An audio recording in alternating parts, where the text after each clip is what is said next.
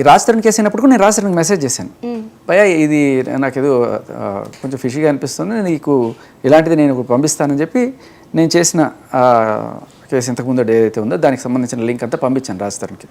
పంపించి చూడు నీకేమైనా హెల్ప్ కావాలంటే ఐ కెన్ సి అని చెప్పి పంపించిన తర్వాత Rajasthan okay okay bro I will talk to you అన్నాడు. తర్వాత నుంచి ఫోన్ ఆఫ్, ఎందుకంటే ఒకటేసారి మీడియా వాళ్ళందరూ కూడా అడగడం అన్నీ కూడా. బట్ రాజస్థాన్ మనకి చివరిగా ఇచ్చిన ఇన్ఫర్మేషన్ ఏంటి, అందరి ముందుకు వచ్చి నేను అమ్మాయి కలిసిన మాట వాస్తవమే, 3 ఏళ్ళు కలుసున్నాము, అప్పటి నుంచి తర్వాత విడిపోయాము. ఆ అమ్మాయి కానీ అప్పటికి మా ఇంట్లోనే ఆ అమ్మాయి కింద పోర్షన్లో ఉండేది, నేను పై పోర్షన్లో ఉన్నాను. నేను షూటింగ్ చేసుకొని పైకి వచ్చేటప్పటికి ఆల్రెడీ ఈ అమ్మాయి వాళ్ళ డ్రగ్స్ బ్యాచ్ అంతా వేసుకొని రచ్చరచ్చ చేస్తుండేది, రోజు అల్లరి గొడవ ఇవన్నీ చేస్తుండేది. అది భరించలేకుండా పోయేవాడిని నేను. సో తర్వాత నాకు ఈ డ్రగ్స్ కేసు వచ్చిన తర్వాత ఇంకా నా వల్ల కాలేదు, నేను బయటకు వచ్చేసాను. బ్యాడ్ నేమ్ వస్తుంది డ్రగ్స్లో అమ్మాయి